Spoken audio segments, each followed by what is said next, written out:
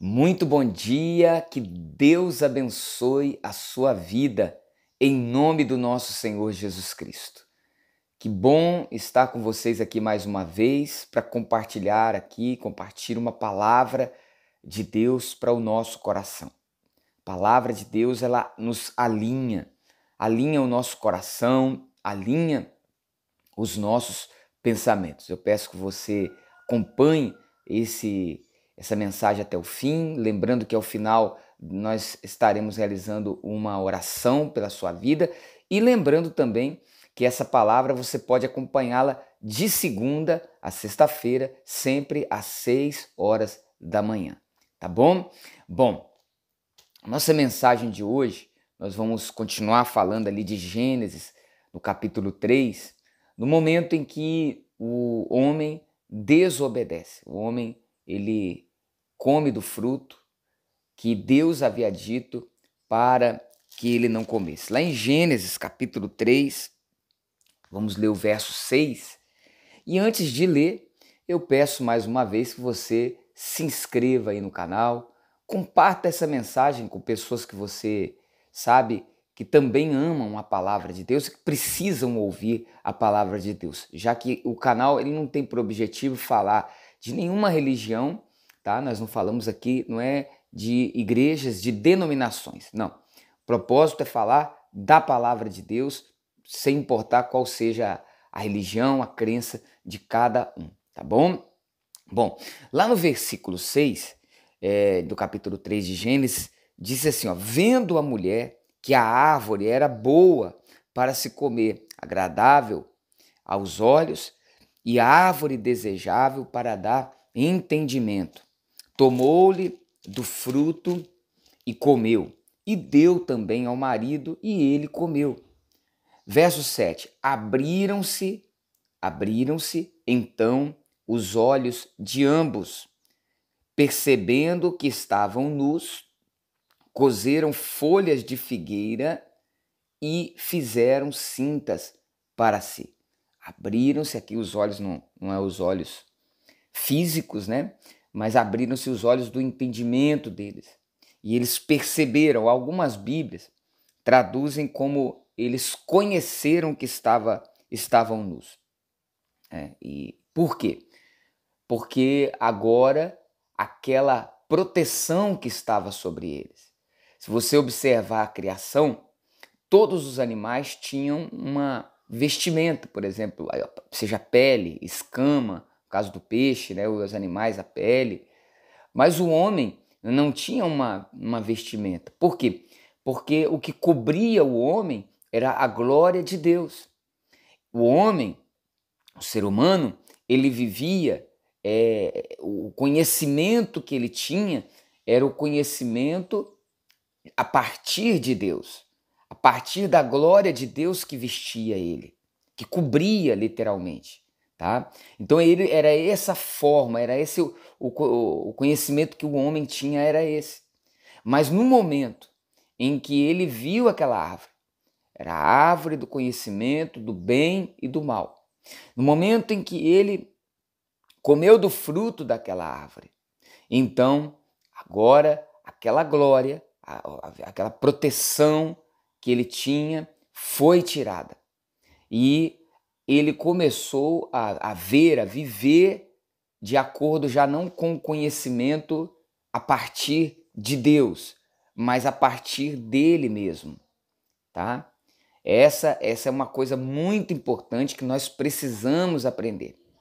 A partir de então, a ideia do que é bom e do que é mal já não vinha de Deus, já não vinha do alto, e sim de baixo, de nós mesmos. É por isso que nós temos dificuldade de discernir o que é bom e o que é mal. Porque muitas coisas que a gente pensa que é bom e não é. Muitas coisas que a gente pensa que é mal e não é. Por quê? Porque esse conceito do bem e do mal ficou comprometido. Até o homem comer do fruto da árvore, ele tinha o conhecimento, mas era a partir de Deus, tá?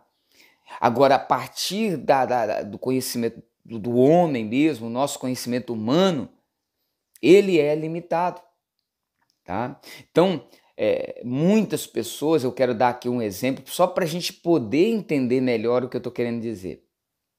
O conhecimento de justiça, por exemplo, do que é justo. Muitas vezes, você é uma pessoa que diz assim, puxa vida, eu não faço mal a ninguém. Eu sou uma pessoa boa, eu não me envolvo com problemas, não me envolvo na vida das pessoas, eu não sou uma pessoa que fiz nenhuma maldade. E olha, eu tô aqui sofrendo, eu tô passando por essa luta. E às vezes você até tem pessoas que até ficam revoltadas com a vida, até com Deus, porque ela considera que ela é justa, que ela faz as coisas certas e a vida dela tá daquele jeito. E aí ela considera que outros que no conceito dela fazem tudo que é errado e que são felizes e que estão bem, tá? Então é óbvio que você, por exemplo, eu já fiz trabalho, por exemplo, numa prisão. Eu já fiz trabalho orando uma cadeia. E se você vai conversar com a pessoa que está presa ali, ela vai dizer assim, eu não sou tão mal. Porque, poxa, eu roubei, mas foi para poder suprir uma necessidade que eu tinha.